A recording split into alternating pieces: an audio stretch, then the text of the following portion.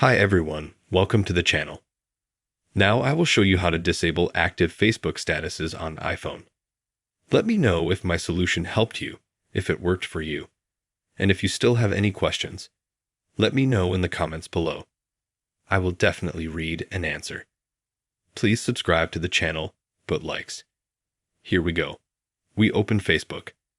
Here we have Home, Friends, Videos, Notifications. We click Menu.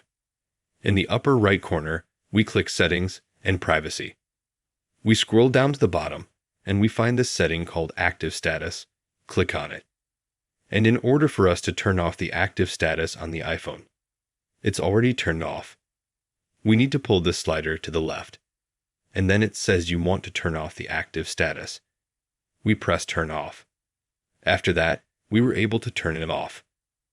But if you ever want to turn it back on, you also go to the menu. You open Settings and Privacy, then Active Status, and activate it. If you liked this video, post whether my solution helped. Did you get it to work? Please subscribe to the channel. Put likes, write your comments. Share the video with your friends. Thank you all for watching.